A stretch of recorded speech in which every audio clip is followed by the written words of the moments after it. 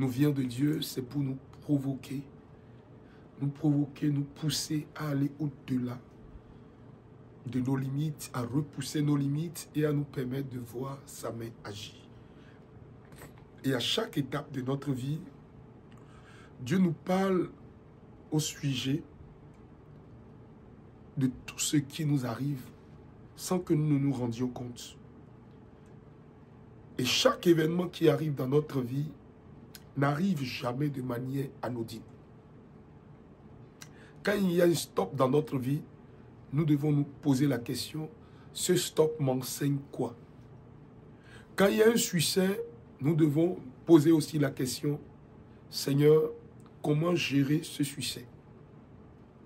Et quand les gens rentrent dans notre vie, nous devons apprendre à les prendre comme Dieu veut qu'on les prenne et non comme le cœur veut qu'on les prenne. Le cœur est passif, le cœur est passionné, le cœur peut ramasser tout le monde parce que le cœur est émotif. Nous devons apprendre à quitter parfois l'émotion et poser des actes vrais.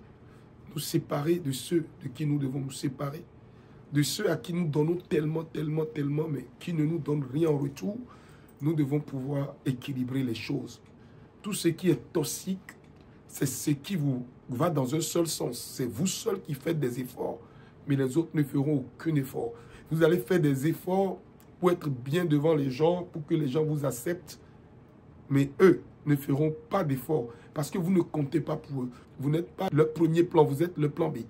Vous êtes, si bon, ça ne marche pas de l'autre côté, bon, lui, il est déjà là, bon, c'est lui, de toutes les façons, peu importe ce que je ferai, lui sera là pour moi. Non, ne soyez pas cette personne qui occupe la dernière place dans la vie des gens. Non, vous devez être au centre, vous devez être la personne qui doit animer le centre d'intérêt des gens. Mais si vous n'animez pas le centre d'intérêt des gens, c'est que vous êtes un joker.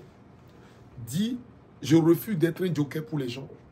Je veux être en tête de liste.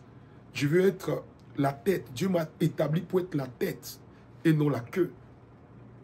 J'aime beaucoup l'histoire de Joseph. Et j'aime aussi l'histoire de David. À chaque étape, chez Joseph, nous allons voir ce qu'on lui a toujours pris, ce qu'il a toujours déposé, c'est son manteau. Ses frères lui ont pris son manteau. Quand il est allé chez Potiphar, la femme de Potiphar, a gardé son manteau. Quand il est rentré dans le palais, la même chose s'est produite. Et quand vous voyez l'histoire de David, lui, il a carrément été oublié de tout le monde. David était derrière les troupeaux. Quand on a voulu choisir les personnes importantes, on ne l'a pas qualifié, on n'a pas calculé David. Mais David était une prééminence de Dieu. Il était quelqu'un que Dieu aime beaucoup, beaucoup. Des pieds de David jusqu'à sa tête, rien ne présageait que David était fait pour être une grande personne. Peut-être que personne ne compte sur toi, personne ne veut que tu deviennes grand. Mais quand Dieu décide ta grandeur, peu importe ce que les gens feront, ça ne marchera pas. Savez-vous, quand Dieu sait que vous avez une grande destinée, il choisit un grand homme, une grande femme, et il vous place à côté de ce grand homme. Ce grand homme ou cette grande femme fera de vous ce que vous devez être. Mais arrivé un moment, l'ego en vous, quand l'ego va s'élever en vous, l'ego va te dire, pourquoi tu te chines, pourquoi tu t'abaisses? Ça, c'est le diable qui est en train de te parler. Il veut que tu puisses t'affirmer. Oh, il sait que quand tu vas t'affirmer, tu n'auras pas le temps nécessaire pour t'envoler. Or, si la personne près de qui Dieu t'a placé dit maintenant ça suffit, va, je t'envoie dans telle direction. Et tu oublies, tu vas voir que les résultats vont te suivre. La gloire va te suivre, l'amour va te suivre, la faveur va te suivre. Et quand tu rencontreras des difficultés sur le chemin, tu pourras revenir voir cette personne et pourra toujours te conseiller. Vous savez, il y a des personnes que vous devez quitter.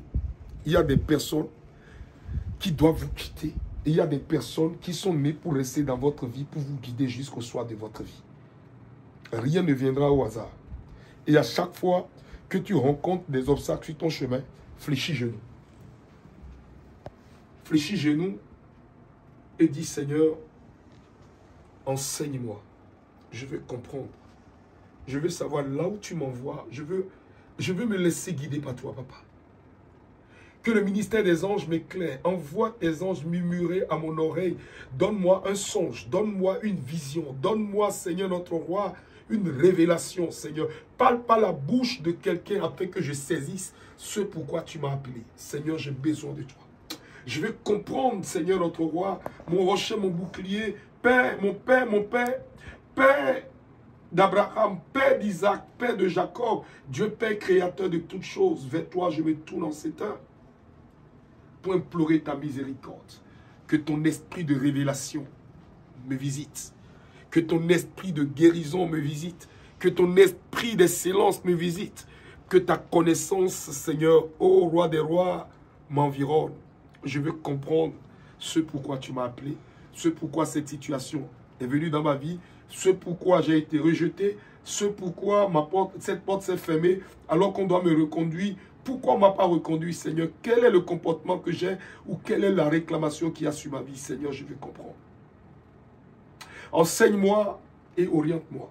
Seigneur, je veux te dire merci parce que tu m'as exaucé.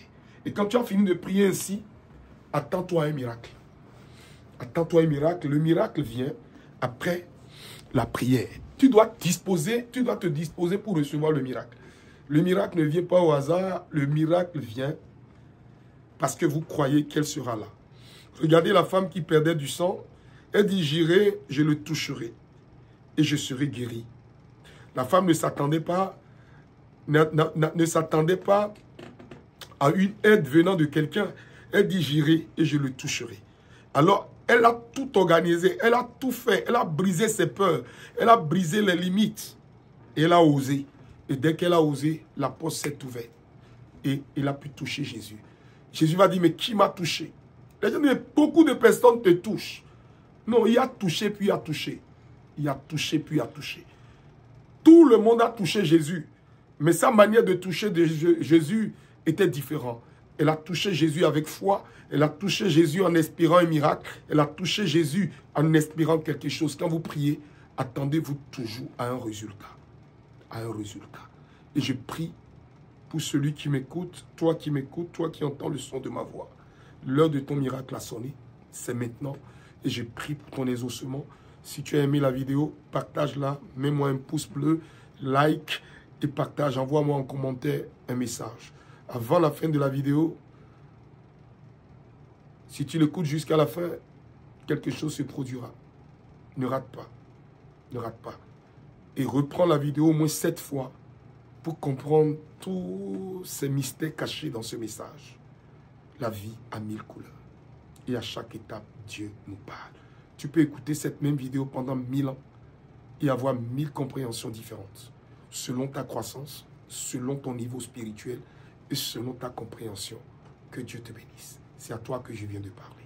Retiens, Dieu ne t'a pas oublié. Éveille-toi, mon âme, afin que nous éveillions l'aurore. Que la grâce t'accompagne.